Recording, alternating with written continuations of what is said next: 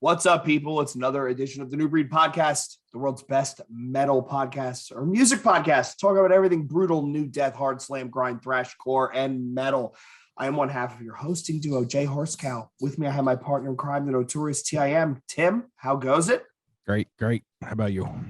It's fucking hot outside, man. It is Awful. Fucking hot outside. It's fucking terrible. I don't know how people live in Arizona. I don't know how people live places where it's like this all year round. I'd fucking kill myself. But whatever. We're getting off topic. So now that we've talked about the weather, for this week's episode, we have very special guests. We have Mike and Tom from the band Vatican. Gentlemen, thank you so much for joining us. Hello. Thank you. Yo, thank you for having us. So just to make sure I got it Jay, correct. What? Well, let's just start it off here and tell them how fucking good that record is. Yo, so it came out. And I picked it up and I'm listening to it.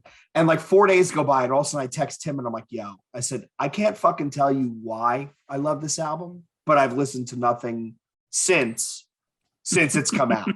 And I'm like, I'm struggling to find a rationale, right? Like, but you guys fucking nailed it. And I got to say, I saw you at the show in, what was that? Asbury at the House of Independence. Oh, yeah. And that literally was a battle to the death to see who could upstage everybody else. Because that was an awesome show. You guys fucking nailed it. Boundaries nailed it. Everybody had an amazing show to the point where I walked out and I was like, fuck, I haven't been to a show like that in a long time, where every single band literally showed up and brought their A game. It was kind of unreal. Yeah, that show was particularly hilarious and awesome. But that, for many reasons other than just the bands playing, but it was a good show. Yeah, that show was very, very funny, but it was dope. I loved playing there. There was just some comedy surrounding it.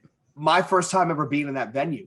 And, you know, because I dragged Tim to the Stone Pony last year, 2 years ago, to have Limp Bizkit cancel on us from the parking lot. Tim won't ever go to a show. He won't ever go to a show with me again. He's like, I'm not going. Not in Asbury. Fuck that. Dude, I got there in like an hour and 15 minutes. It was like nothing. There was no traffic. But it was a fantastic show. Like the Body Box tour manager was out of his mind. He was pounding Jägermeister and he was out of control. And I'm like, man, what the hell is going on here? And I no offense to the guys in Spite, but I dare say you and Boundaries outplayed them. And I hate to say that, but it was very it kind of cleared out. It kind of cleared out after you guys played. And I was like, wow. Because I'm upstairs in the old guy section. I'm like, wasn't expecting this. Kind of impressed. No, you guys nailed it. You guys absolutely nailed it. I appreciate you, man. That's awesome. I'm glad you had a good time. We had a great time. That was great. Was it Tom, at one point, I think you said, yeah, we're going to play some new shit. It's a slower song. Don't bitch. You're going to like it. And then you went in and then the crowd reaction was great. And I was like, fuck yeah, this is fantastic. That was probably Mackie that said that. I would never talk when we play. There's a video of an old band that I was in, and it was one of those bands where like you go see someone and you're like, wow, this song really means a lot to like the guy in this band. I can tell it because he won't shut the fuck up about how much the song fucking means to him. It was one of those bands. And there's a video of, I think, our last show or second to last show or something like that.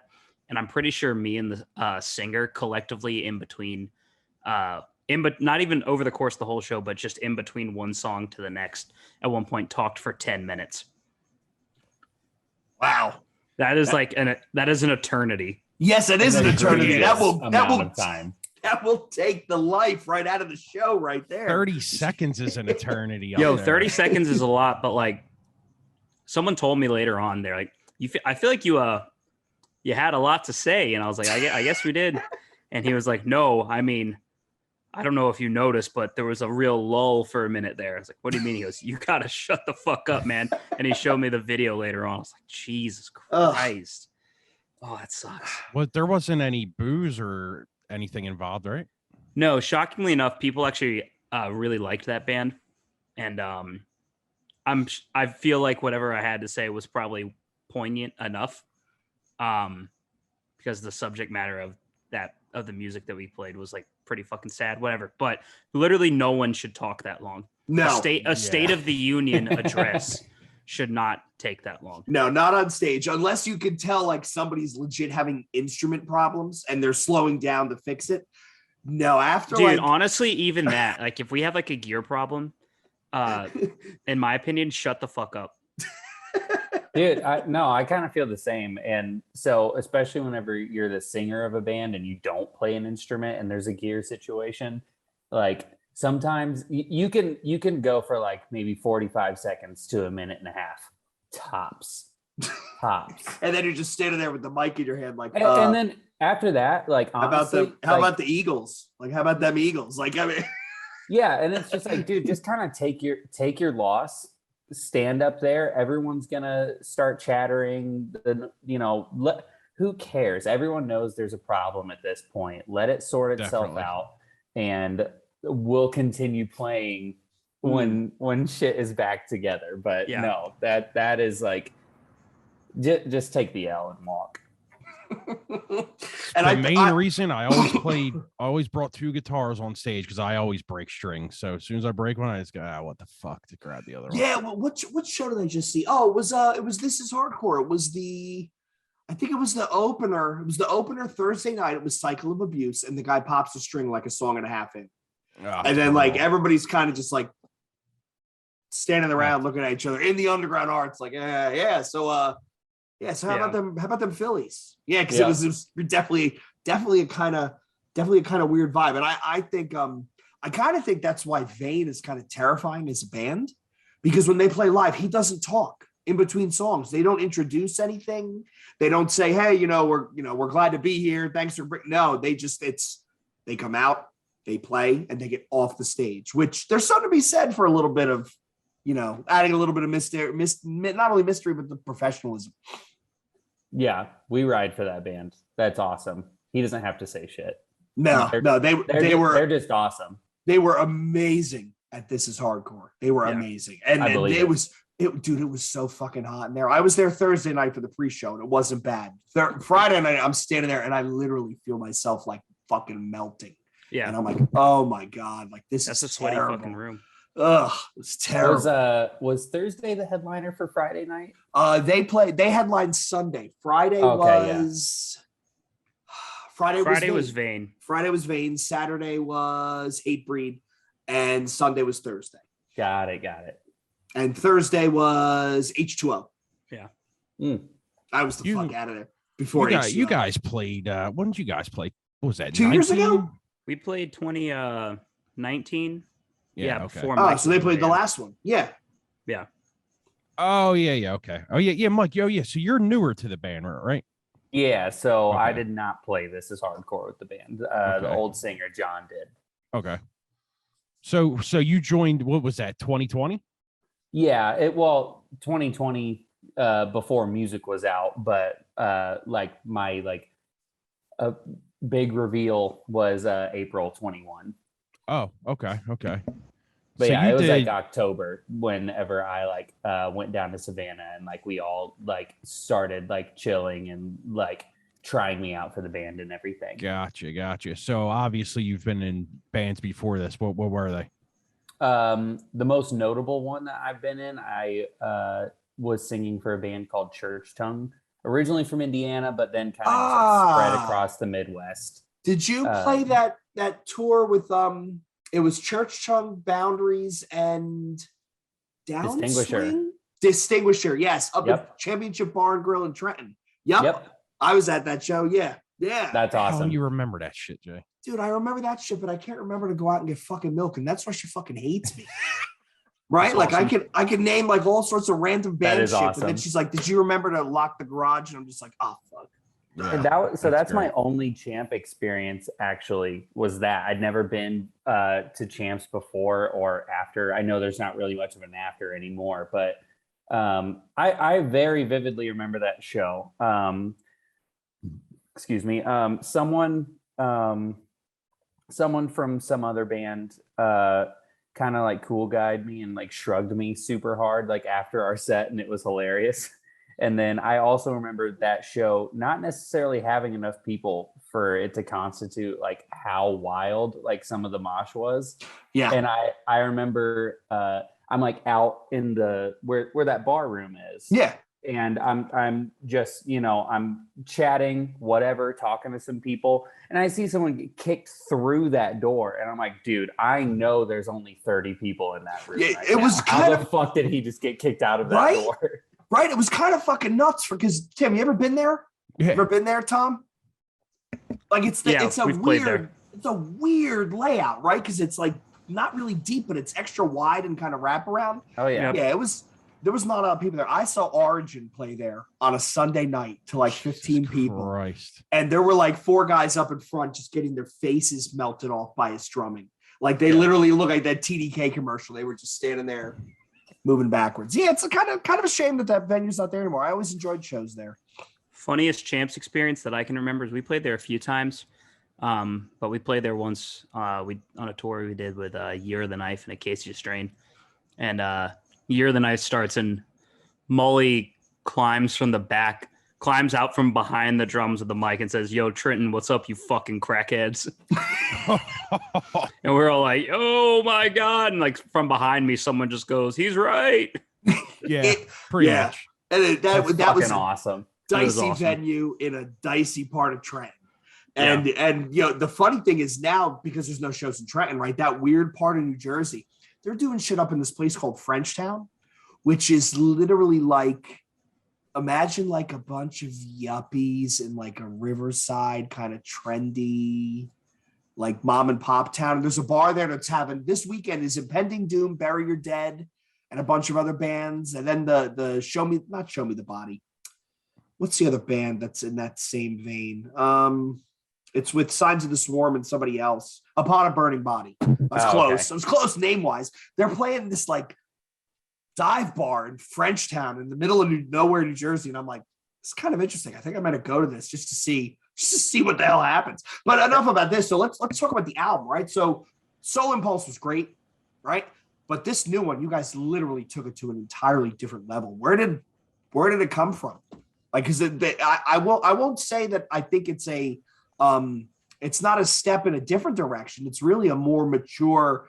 Everything that you did well in Soul Impulse, you said, "Fuck it, let's turn it to 11," and you leaned into it. Now it's like that thing is a fucking monster, man. Yeah, I appreciate that.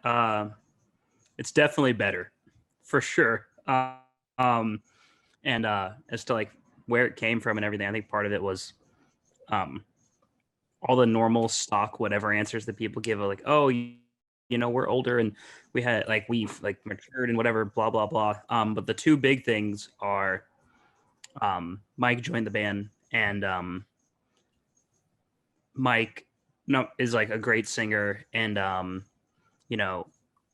love John Whittle, who sang in the band before, and he had an amazing voice. Mike just has some ability that Whittle didn't have, specifically like being able to sing, like, clean, pretty singing. And then so that opened up possibilities that we just didn't really have before. And then the other thing was just the time that we took when we wrote Soul Impulse. Even though we wrote that record for like 2 years, a bulk of the record was written in like 5 days while we were on tour. Okay. And it was a thing where we were playing a bunch of shows in Florida, and every day we would drive back to our bass player's house.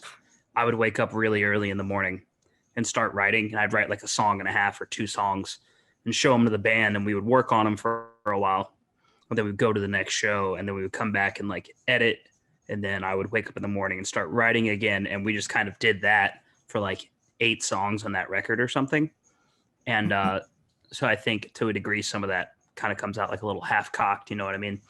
And when we did this record, it was like not only was just everyone in the band better, technically better, and more proficient in their songwriting vocabulary and things like that. We just had time to do it. We had way more time to record it. We had way more time to work on writing it. We took the first record very seriously and really took it to heart. But this time we just had the time to work on it because, like, I've made records like full lengths in 6 days, and you can do that but that like totally sucks ass. This time, we had like almost 6 weeks to record it. We had many, many months to write it. COVID was kind of a little bit of a blessing probably in that regard. I was going to say, you guys made hay. made hay when the sun was rising. There were some bands I don't think that did, but you guys obviously put the work in. Yeah, I mean, that was the thing is this band doesn't really ever, if like we lost, or like everything happened with Whittle, our old singer, during COVID. And if we didn't have some reason to keep working, aka writing songs, I don't know if the band would have stayed together. So we kind of had to work just to make sure that we were feeling like we had some sort of life purpose for the band, you know what I mean? And a lot of like good stuff came from that. There was still a lot of like last minute additions to the record and all this and that, but they were easier this time because we had so much stuff. And like, also we just got all the shit out. You know what I mean? You have to like, when we write music, we try to write like twice as many songs as what ended up making the record. And if you don't do that, you just have a bunch of literally just a bunch of fucking garbage on an album, at least in like my experience. It's not that way for everybody else. So I think that's why I saw it. I don't know how Mike feels about that. Maybe Mike was just like the weird gas, whatever. I don't know. I mean, so whenever I was even joining the band, once I got my like access into like the demo Dropbox kind of thing, I was kind of shocked to see how many songs were just sitting in there. And they definitely didn't all make it or anything. And there's like so much that got added to that post me joining the band and everything. But I can think of a couple songs that are on the record in the final version that were probably sitting. I know they were sitting in that Dropbox before I was ever even considered. So like they were definitely putting in work well before I came in. It was just like once I came in, that we started crafting from there. And also some of the most exciting songs on the record really came about like after I joined, because we started. I would say probably I'm speaking for people when I say this, but I feel like we like started to understand like the vibe, like with me joining the band and everything. Oh, that's 1,000% true. Yeah. So like Tom and Hosey and so the song Where Heavens Collide, I know that was like a Tom and Hosian like shot in the dark thing. Like they just like wrote up, they wrote up to the first chorus and they sent it over as just hey, here's a question and also here's a way for you to answer it kind of thing. So from there, I was just like, yeah, oh, fuck. Okay, let's try it. Like let's get it going. And then that song came out to be what it is. And I think all of us are really proud of it because that's kind of just like a flex of like a different muscle for us, and not a muscle necessarily people expected or were asking for or anything, but it's also just what we wanted to do. And that makes for like a really interesting record all around, because like that song flexes a particular muscle, but even in other songs where say they're singing on it or whatever it is that you're looking for, we're trying something else out. Like if you took Where Heavens Collide and compared it to Did You Ever Notice I Was Gone, like sure, it's like they're singing in it, but that is a totally different ball game. That song is just main menu wipeout music in a way. Or like some people are comparing, when we did a Reddit AMA, someone compared it to was it ODST that they said, like, did you pull that song Rain from the ODST soundtrack? Oh yeah. Just piano. Someone compared it to that. And I definitely, not that song, but I did try to rip that Rain thing off like 7 or 8 times. It has like a very pretty chord progression. But I think that's probably, or go ahead, Mike. But like, yeah, like those things are more so to speak like to there's an understanding of what like this new factor being me is entering the band that the guys are starting to understand. Because we did a 2-song thing, Become a New God, that and that came out in April of 21, and that was our first testing of the waters. Absolute Reality, that song that existed before I was in the band. But that was like my tryout song. Like I wrote that, sent it as a demo before we all met up in person and everything. And then Fractured God is the first song that the band wrote together. So from there, that's where other songs that kind of came together like Ultra Gold or Slipstream Annihilation, I'm Above. You could go down the list. Like some of those like really just kind of fleshed out after I joined, and those songs are crazy. Yeah, Tim and I have a running joke. The best way to tell if an album is good or not is go right to the second song, because everybody leads off with their best song. Go to the second one and see how they follow up the intro banger, and you guys fucking crush it. I'll be honest with you. I go past. I go 2-1, and then the rest of the album, because I think that thing is a fucking monster. Like I put it on and I start giggling, and I'm texting Tim and I'm like, "Yep, listen to Vatican again. Yep, here we go. Yep." That's Yeah, funny. that song was almost the first song on the record. No shit. And then we swapped them it was like the big debate, and I think the only reason it didn't go, and it if you like make your own playlist, you could swap the two around, and they're both totally fine. The only reason it didn't make it is we wanted something that just the first song, Slipstream Annihilation, is the first song on the record because it all just starts like everyone's there all at once. And my favorite band is the Dillinger Escape Plan, and one thing I love about that band is just every record, except for like one, it's just they click the sticks and then everyone's going at 100 miles an hour, including the vocals. And so we really wanted to do something like that. But the other side of the coin is we could have just opened with a song that just sounded like hilarious Hatebreed at the very, very beginning. Hilarious Hatebreed with synth and stuff.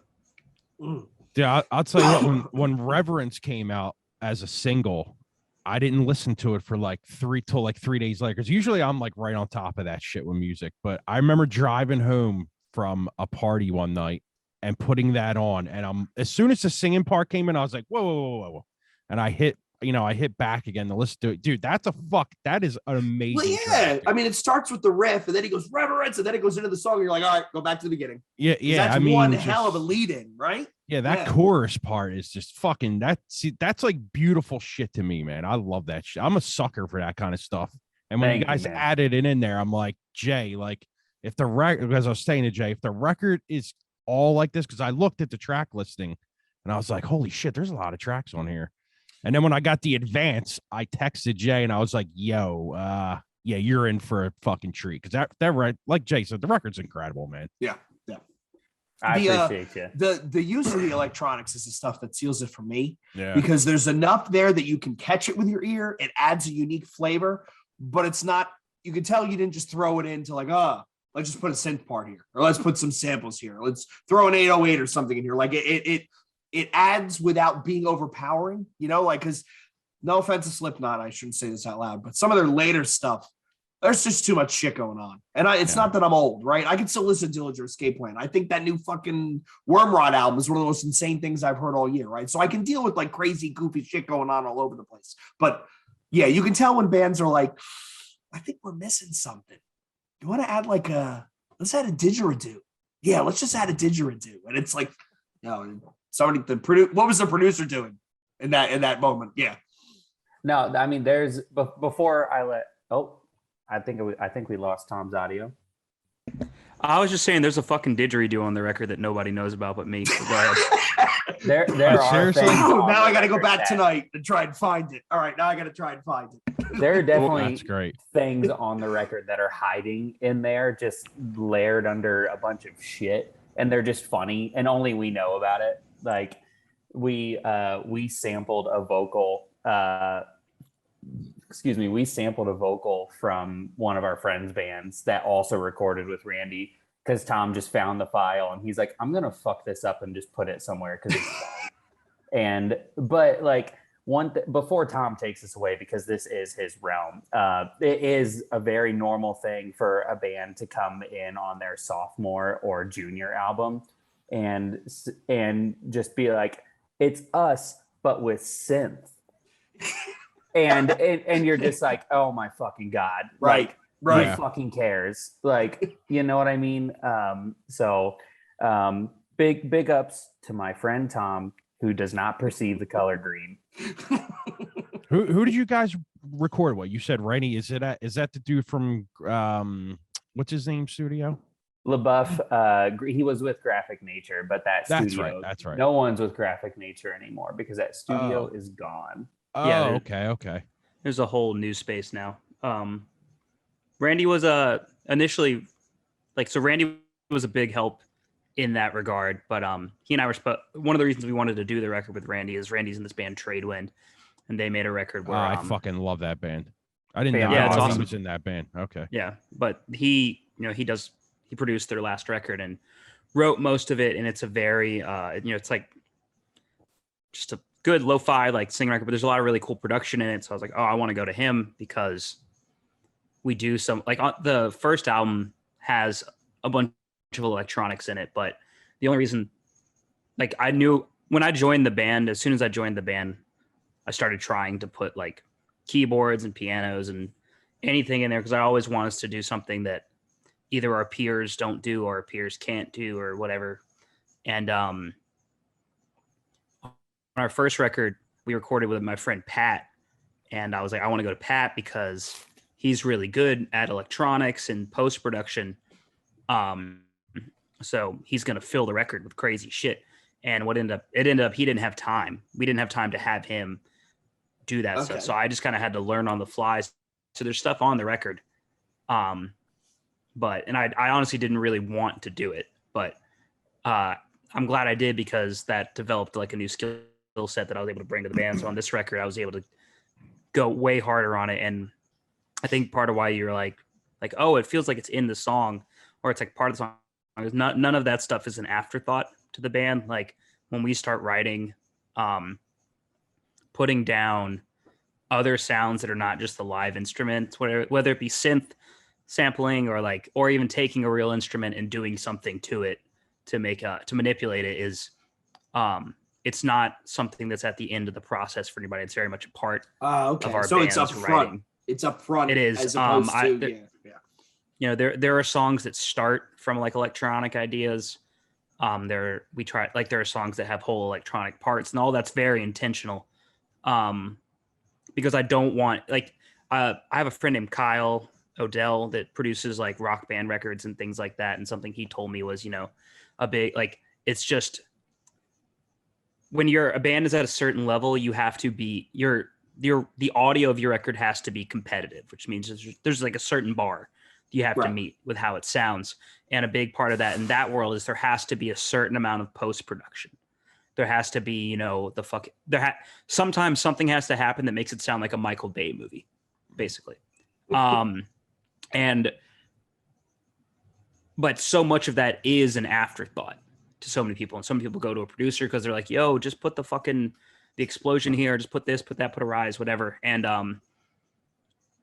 I just don't want to do things like that because now it is easy enough to where anybody can go and fucking do something to their album, put a little bit of something in there with a computer. And like, not to say what we did on the record is like insane, but I put just as much time in on that element of the band as I do any other part of it. When we were in the studio, honestly, it kind of sucked ass because of recording all the guitar, and then I would record guitar all night and then go ham up in another room and just work on the post-production part and work on all the synth and work on new songs and old songs and all this stuff for some of the songs that are like the last song of the record is, pretty much all electronics, things like that. And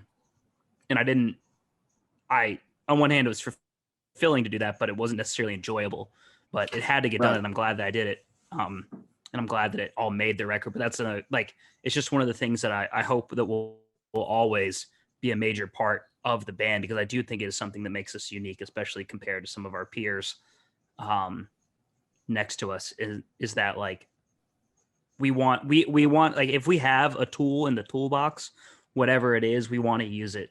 Like Mike being able to sing, we didn't need to do that, but if he could do it, it's like, okay, we're going to try. Right. Why would you not use it? Right. If you've got it, why wouldn't you use it? Right. Another example is Mike's wife. She's the one that sings on the last song on the record.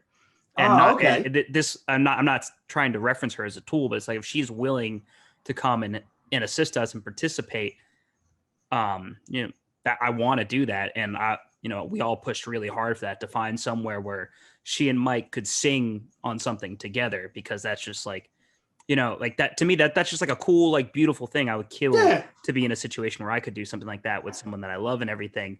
or just any of the other things we have. You know, there's all kinds of funny shit on the record where like not like everything's real serious, but there's also funny shit in the toolbox. Like, yo, we can do this, literally just because it's stupid, and literally just because it's funny, and like physically it's inconvenient to do it at a show, but we can do it because it is so funny and so fun for all of us that we will. Like there are songs where the guitar is just randomly detuned to nothing, to no note that particularly matters.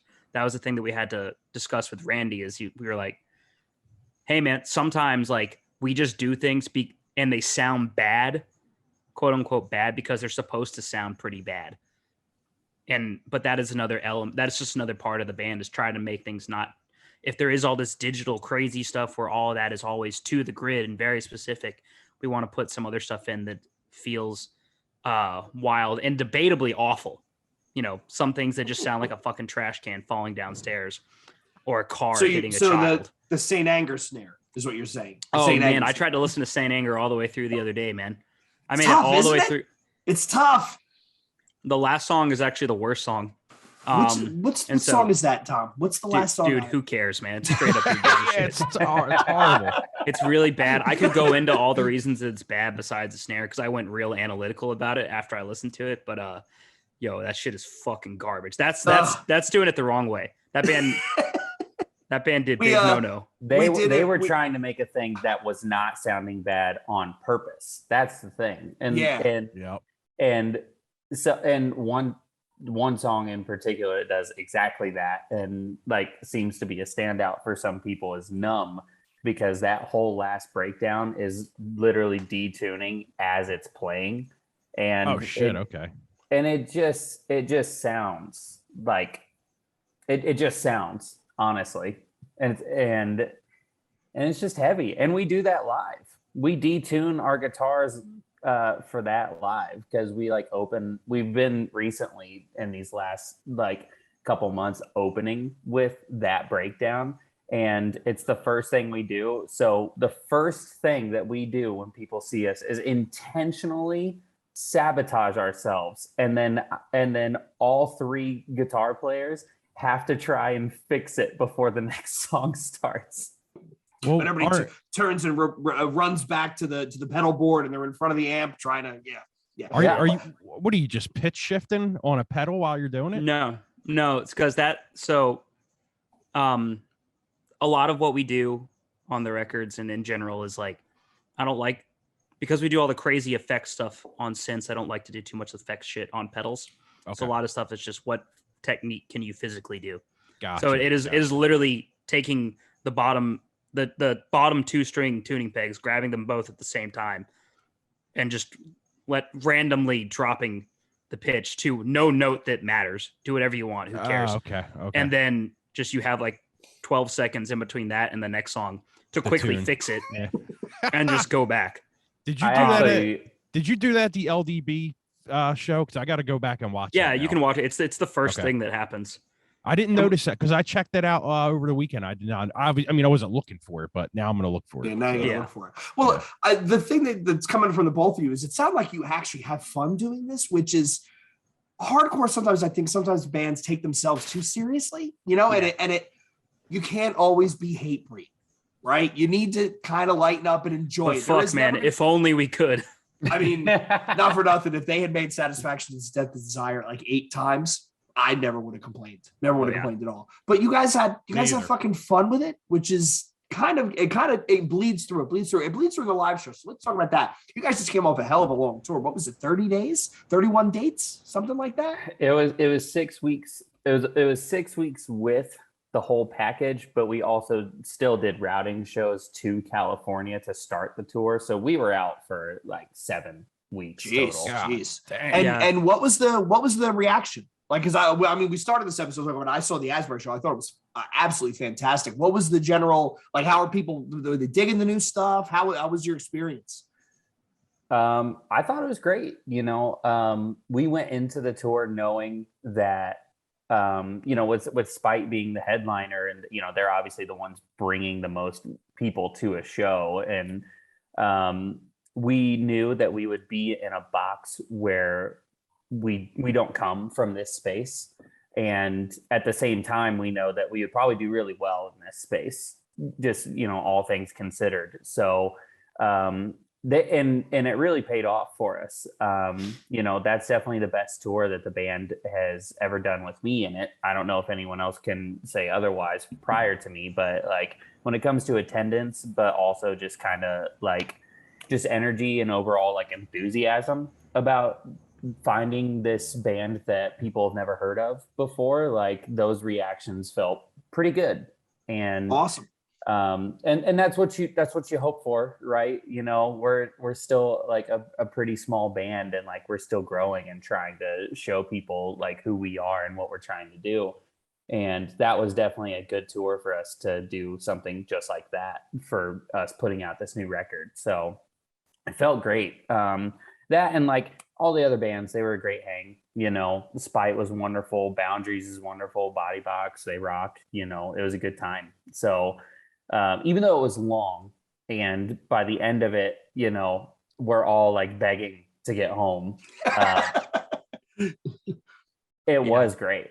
Like, yeah, it was awesome. But when you play like 40, 50 something shows, it's a lot.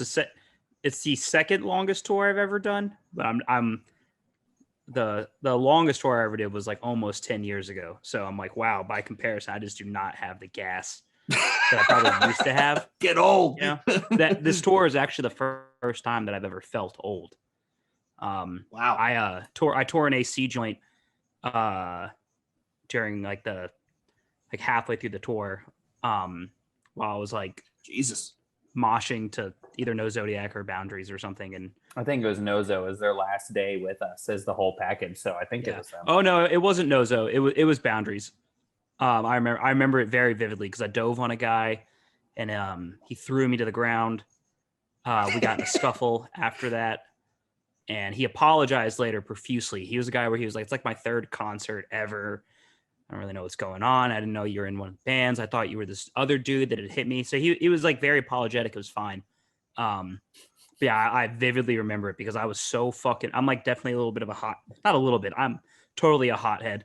I'm totally a bit of an asshole in like certain situations, especially when people like that piss me off. So he threw me to the ground. I felt my shoulder have this situation. I got up and he was in my face and I got in his face and we could have just walked away, but then I went to pet him like a dog and it just started a whole fucking ordeal. It was awesome.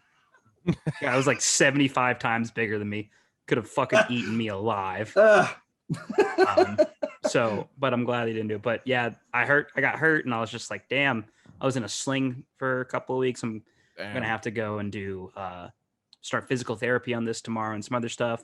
I don't know if surgery is in the cards for that, but I was just like, wow, I am like, this is the first time I've done so much crazy shit at so many shows and I've done just so much crazy shit in my life. And it's the first time I had like an awakening moment where I was like, oh, it's all like this kind of stuff will only get worse. Yeah.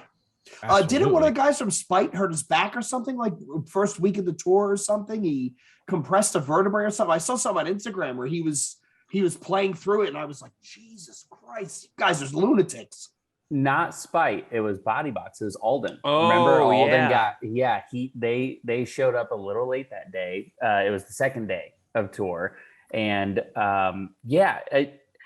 so you can't quote me on this, but from what I know from that day, because that was May 22nd or something, pretty sure he just like woke up in their van, like he slept on the floor of the van and woke up the next day. He heard it the day before moshing to No Zodiac. Band members must stop. This is why Boundaries they have a no moshing rule when you're on tour. Well, it makes sense. Thinking of them having an individual rule is insane. Oh yeah, I mean that shit gets broken. None of you guys should be moshing. None of you guys should be fucking skateboarding. Come on. Like when the Vane guy broke his, like, what did he break his wrist or whatever? Skateboarding. I'm skating. Like, yeah. I'm like, yo, there's no upside to that. There's no It's hard upside. though, man. But skateboarding, I don't know if you ever skated because I'm not a skater, but back when I was skinny and had hair, yeah. So feel that 30 years ago, something like that, yeah. But it's just like that kind of passion that people have for it. Mhm. You know, it's hard. He and I had a talk about that, and it's just like, you know, he's equally as passionate about that as he is about music. So how do you tell someone, right? Like, how do hey, you tell someone to not do it? You have to choose between the two. Like, you know what it's like when you're emotional about something. Mhm. Logic doesn't fucking matter, dude. Also, I mean, at the same time, like I come home and I train Muay Thai, so I'm literally every single time I go into the gym asking for it.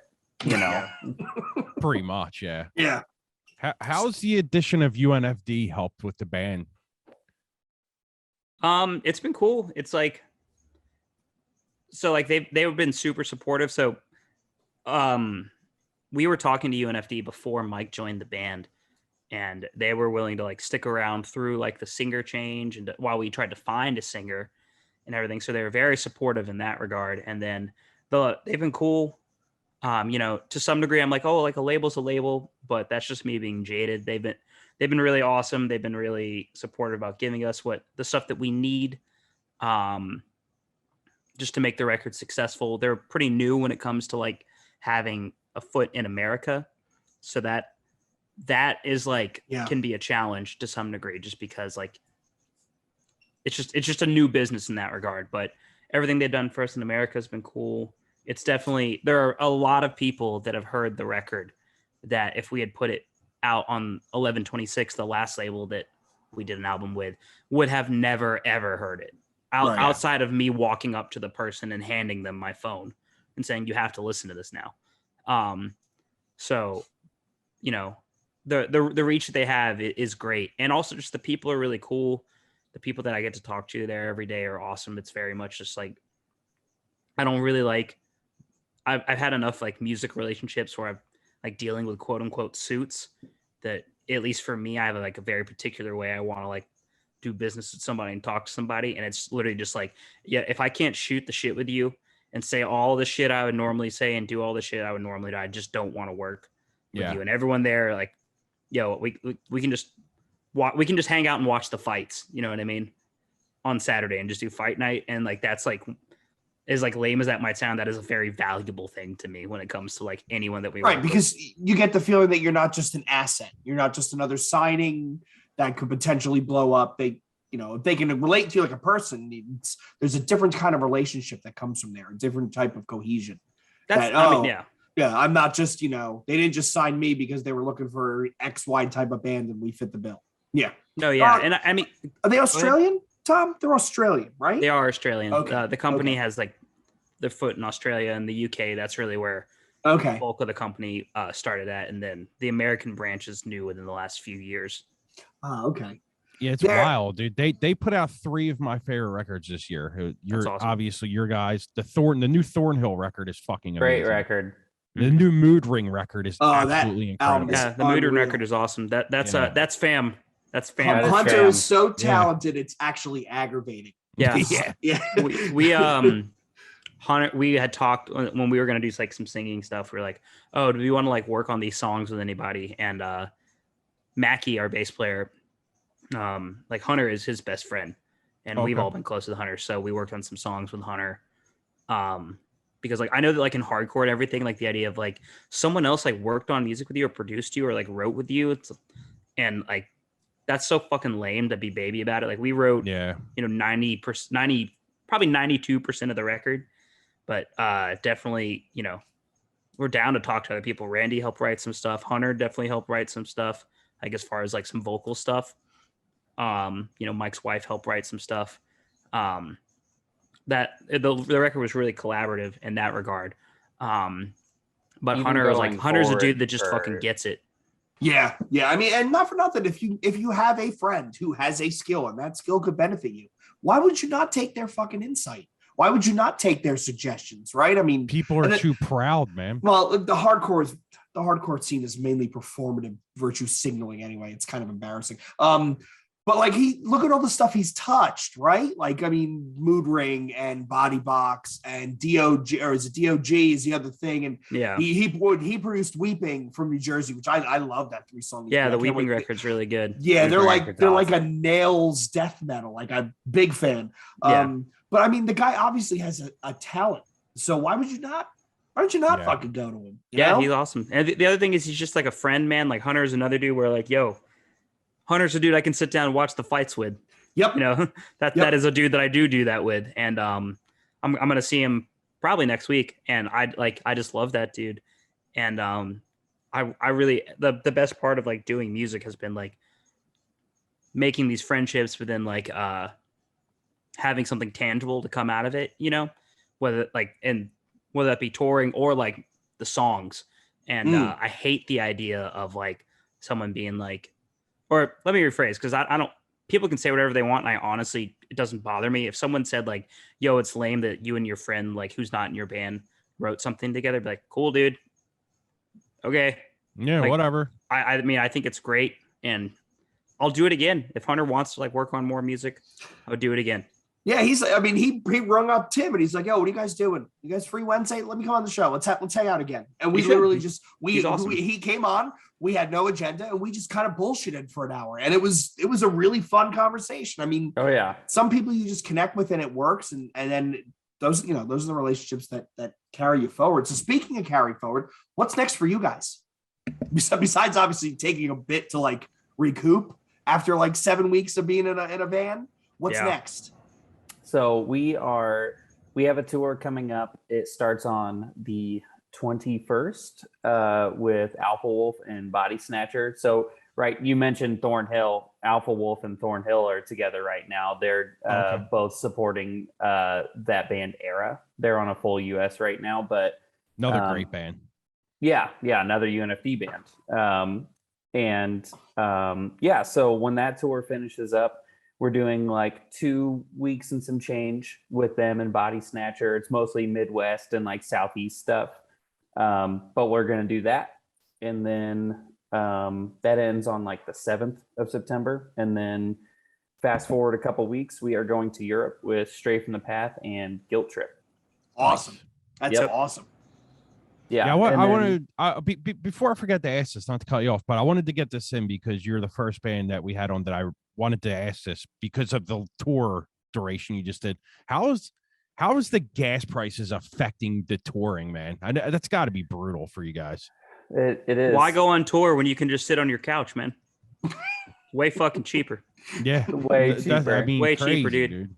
The day that we paid the tour we did before this, there's a gas station on Route 66 that is always comedically overpriced. It's part of the bit. And it's a bit. that was in like September or October of last. It was in October of last year, and their gas was $6 flat. And we were all joking like, "This is fucking psychotic. This is insane." It's like, "Yeah, man, but this place I've been here before. This place is like this all the time. You know, it's always twice as expensive as everywhere else." And then we came back to California, and the median price was like $7.12 in some places. That is unreal. Why go on tour? Yeah. Why go on tour when I can just sit on my fucking couch? It's a good couch. For perspective, it's kind of one of those things where it's like, you know, this is a secondary answer to your previous question about how our tour went. It's the most money the band's ever made on tour. But where did it go? But it goes right into the fucking gas tank. Yo, yeah, right? man, that money got shot into the fucking sky. Yep. When it comes to gas, dude. Fucking That's crazy, terrible, man. Yeah, the first like 2 weeks or first like 9 days, because we were in California for a minute and then coming back. Our manager Scott called me towards the end of that, and he was like, "How's it going?" I was like, "It's okay." I'm like, "What do you mean?" It was just like, "There's just something wrong, man. I can't really tell what." And what it was the fact that every single drive, I was fucking bleeding money the whole time. So it non-comedic answer, especially on the West Coast, it was very, very annoying. Yeah. We were lucky to be able to afford to do it because we weren't making a ton of money on the guarantees, but we were selling enough merch combined with that to have it all work out to where we didn't have to suffer through it. But if, you know, for bands out there, they're gonna make like, $50 and like sell like, like $60 worth of merch on like a super DIY tour. I would not have a good answer for you. I would say just I would literally say don't go. Yeah. Because it was very fucking stressful. I can't even imagine. Can't even imagine. Yeah. Yeah. Those gas prices are bad. Because it's I couldn't. It's got and like you said, it's got to be like the smaller bands that are getting a chance to go out. Like you got to look at that and be like, "Fuck, man! Like, are we really gonna do this?" Because, like you said, like you're only making what 110 a night. I mean, that's your tank right there for what overnight, dude. Depending on your vehicle, literally not even like our van. If you're our van, you can get 4 hours out of about $130 on average.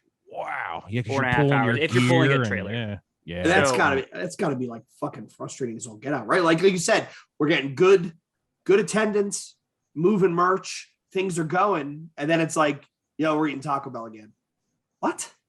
Yeah. Whoa. So that part of it sucks, but it's just be smart about how you're going to spend your money. Then we try to be very smart about how we're going to spend our money.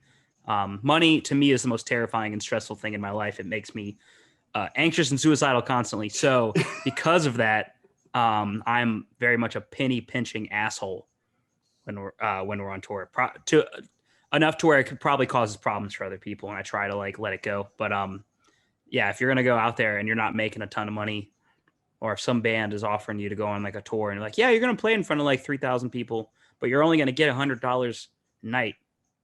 Yeah. Maybe don't go. Think about that. Yeah, think about that.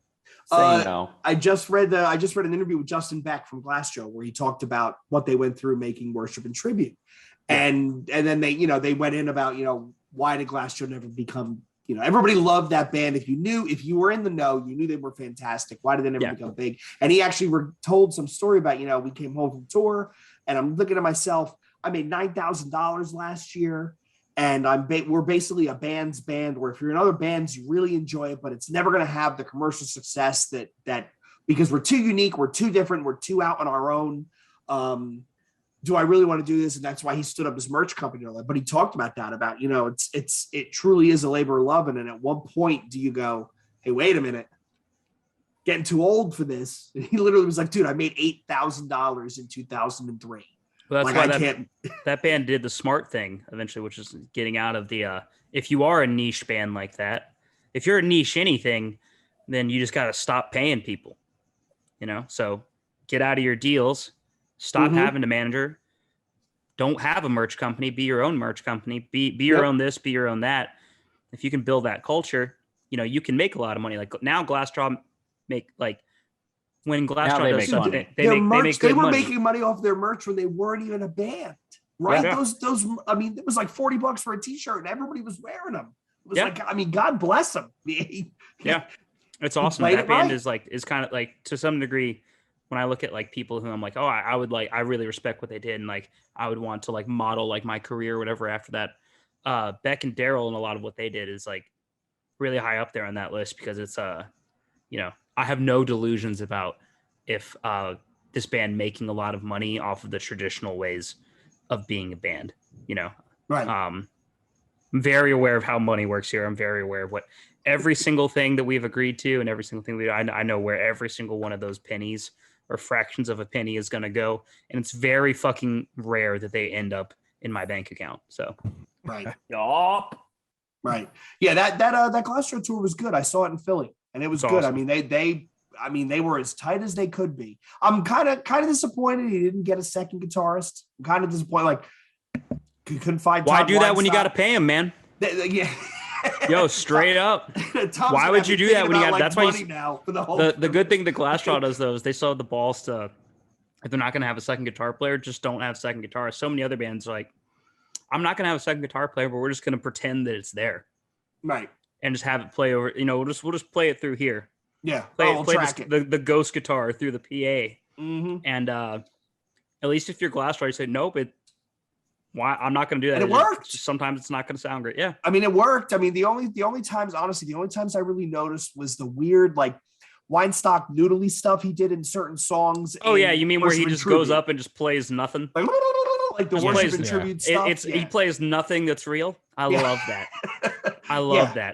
that. As another guy that loves to play nothing that's real and just make your guitar make any sound. Yeah, that was when I saw them live, that was the one thing that you kind of noticed was missing. It was just like Tim and I, one of the first shows we went to together, even though we didn't know we were at the same show, was Helmet playing Betty. Okay. And you miss the two things I missed was the bass tone and John Stennier's snare, because his snare had that really like almost the antithesis of the St. Anger snare. Like he had a very unique pop, and it just Tim, it just wasn't the same. Yeah, it was good, but it wasn't the same. Another band that just goes right through the songs, doesn't say shit, and comes. And gets he right is off like, the what is he stage. like, 6'4", 6'5"? He's some like giant dude. He comes out and you're Yeah. like, what the fuck? Like, is that the tall man from Phantasm? Why is he up there with a guitar? Oh shit, it's Page That's Hamilton. awesome. So let me ask you guys this. I know some artists do and some artists don't listen to other music because they don't want it to poison or infect what they're writing. But has there been any other stuff that's come out this year that you guys are like, yo, this is really fucking good? Or any things that you've picked up either in genre or out of genre where you're like, yeah, this is really good. Good for them. I mean, there are definitely a couple that like stand out and are even somewhat obvious. The Vane record, it's great. The new Kubla Khan EP that came out like pretty recently, that's awesome. I mean, let me bust out the old Spotify real quick. Yeah, And I'm pulling up my items. That new Speed record is really good. Awesome. You dig that? Okay. Oh, is that out? That's- I gotta put that in my. Let me That's put that awesome. in. That, the newest Terror record. New Terror record is really That good. is probably their best they've done in 3 or 4 albums. And It is. Yeah. I think it's because Todd Jones did all the riffing. That guy is Well, a he didn't do all the riff riffing. machine. You know, he did a Chunks lot of it, right? Yeah. but I know that Jordan still wrote a lot, and so did Nick. But that record overall, just by not just Yeah. being a groove record the whole time, but just being really fucking fast, makes the groove parts hit so much. Yeah. Awesome. Mike's wife put out an EP. The artist name is Iris.exe. Oh, I was going to ask. So Iris.exe is your wife, Mike. Okay. Okay. Yeah. Her EP is really, really, Yeah, I really like fucking that. good. Anyone that heard our record, if you like the song that she's on, part of why we had her sing on that song is because it is in a similar realm to what she's already doing. It's called Smile. Yeah, it's called Yeah. Smile. It's good, Tim. You'll like it. It's good. Yeah, Yeah, it's I awesome. just added it. Okay. There's a band I like called Bill Murray.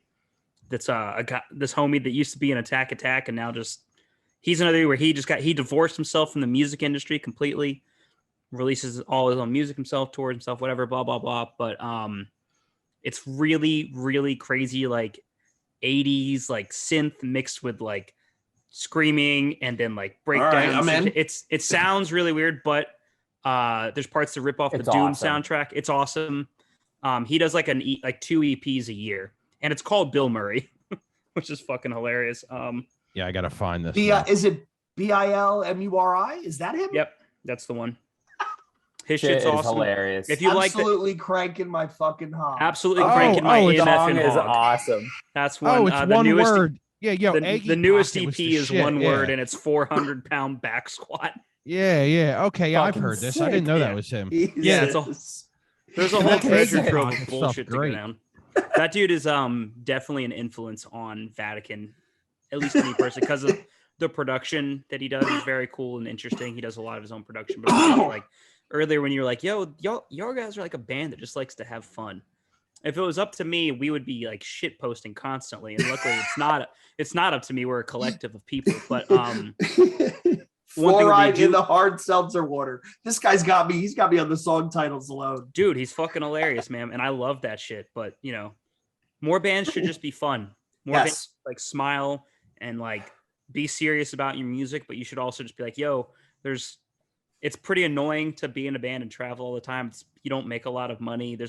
You might as well find some way to just enjoy Right. it rather than intentionally frown the whole time. Mm-hmm.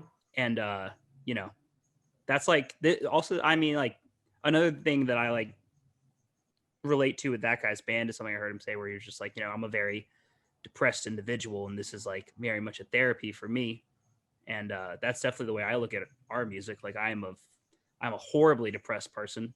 The medication doesn't always work. So it's like, I need something else. And, you know, the best thing in the world is playing guitar. The best thing in the world is fucking jumping off of something crazy into somebody else while you're playing guitar. It's very funny. So I want to be doing funny stuff like that for the rest of my life. And I want to do it through this band. You know what I mean?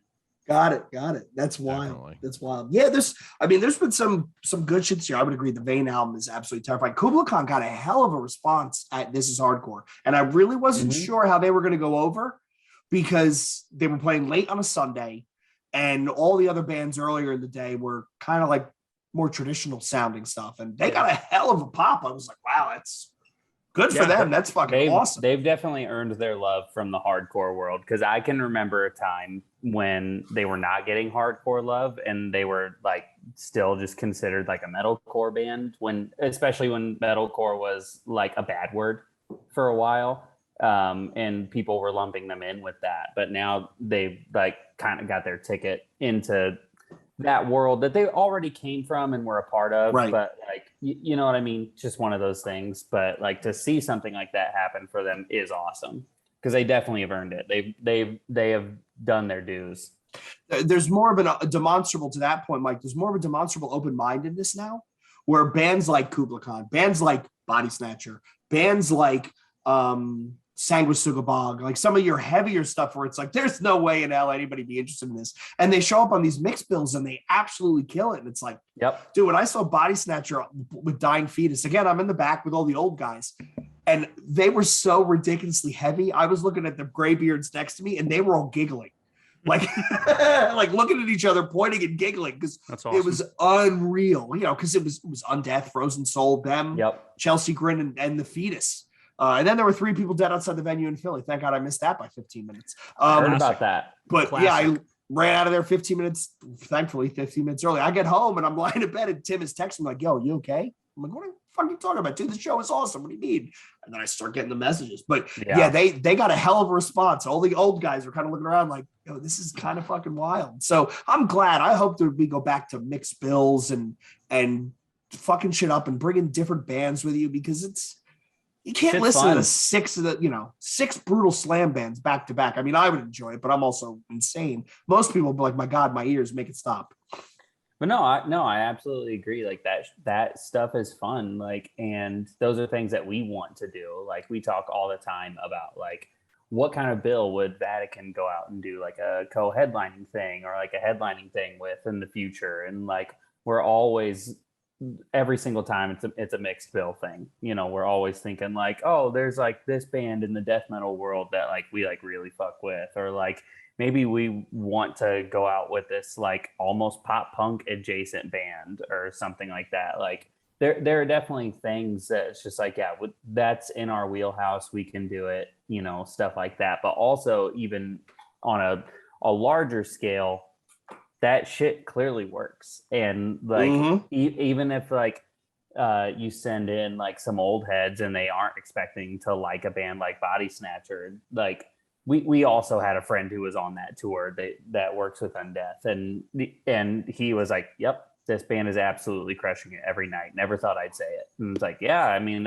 you know, if a band is good and it can serve the space, like, just do it. No egos, no, I dare say the word gatekeeping or what have you, but like, you know, like just let it happen. And if it doesn't work, well, that's, you know, 4 weeks gone, you know, and who cares?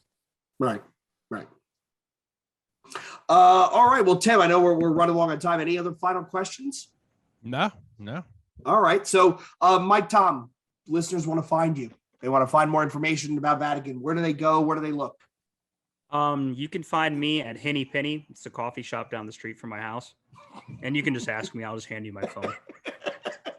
He'll be the guy in the corner shit posting and giggling the entire time. No, I'll be the guy in the corner screaming in the coffee shop, screaming as loud as I can. You can find the band has a website, VaticanVR.net. It's .com, VaticanVR.com. All of the socials are pretty much either just Vatican VR or Vatican.VR. Instagram, Twitter, Facebook, which why would anyone go on Facebook? I can't imagine why. Old people, just old people, dude. My the day that my aunt found me on Facebook and started trying to reconvert me back to Christianity was the day that I left media. I will never go back. Well, you should activate your account to come see our group, because a bunch of people join our Facebook group because they think it's New Breed, the Christian rapper. And hold on, we are lit in Alabama. We have all these people signing up from like Alabama, Northern Mississippi, like West Virginia, and we literally have questions that say, you do realize this is a show about new metal and music, not the Christian rapper New Breed? And they say yes. And then the first thing they do when they get in the group is post a link to one of his videos. And Tim and I are just like, fuck. Yo, you want to hear some crazy Facebook shit? We are in a band called Vatican, which is not it is not a very liked thing. So if you go to our part of why I'm like, why the fuck would you go on Facebook is if you go through the Vatican Facebook inbox, it's starting to happen on Instagram too. For years it's been the case where we'll get a message from like a random person every once in a while asking them about the band, but mostly it's people who think that we represent the church, the Vatican, and either A, they're sending us crazy hilarious conspiracy theories, B, there's like crazy drug situations, or C, someone is saying they're going to kill themselves. And it's like their final goodbye or prayer to church. And Nolan, our old guitar player, he would go through them and he would try to track down people's family on Facebook, all this and that, through all this shit. And it just got so like tiresome. I straight up can't look at it because like those get left unread all the time. Yeah. And it's a lot of them. There was a period, it's slowed down a little bit recently, but there was a period where I would say 7 times a week we got something crazy on Facebook. And normally every once in a while they would be funny. For the most part, they were insanely sad. I was because I was going to ruin my follow-up question. Like, what's the best crazy conspiracy theory somebody sent you? Right? Like, is it better than 5G? Is it Bill Gates mind control? Yo, man, look, I've got all the 5G. I've got all the flat Earth. I've got Trump was a lizard person. I've got Trump is stopping the lizard people. I've got all of that.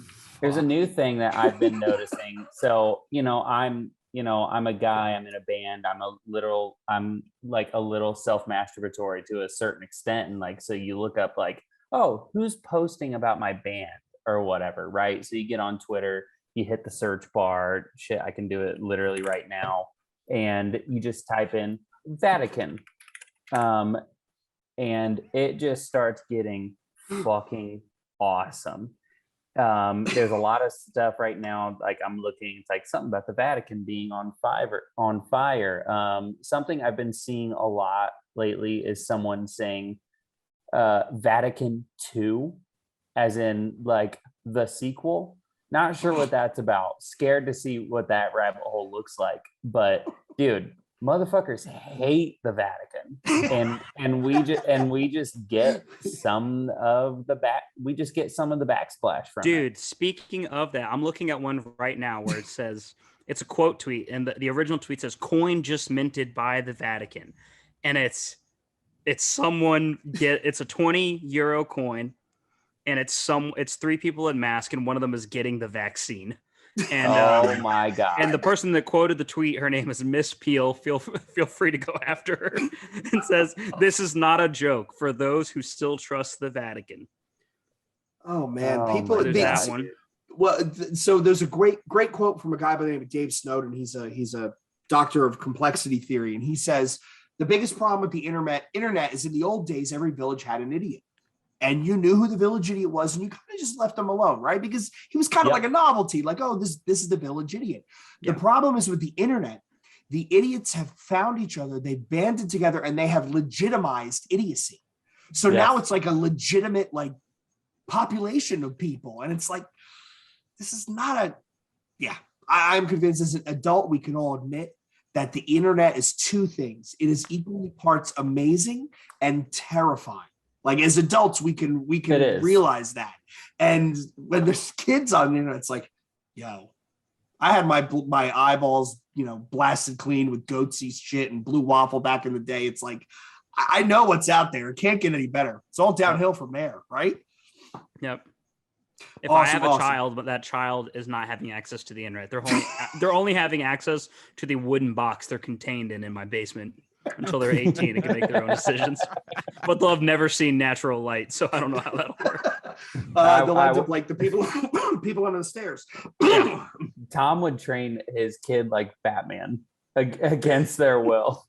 Tom would be their Liam Neeson in Batman Begins. The whole time I'm just going, you've got to be better than me, but I'm actually just being abusive to the child. Fantastic. Well, don't screenshot that one. No. That's definitely not going to the clip library. So once again, Mike and Tom for Vatican, check out the new album. Check them out on tour. If you're watching, listening, it really is fantastic. That new album is a banger. We want to thank them for coming on again. We want to thank everybody for tuning in again, watching, listening, what have you.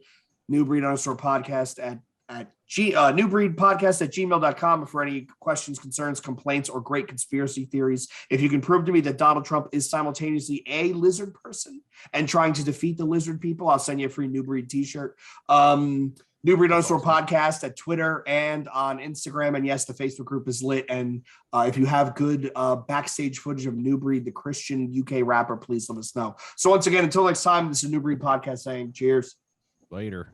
Yes, thanks for having us. Absolutely.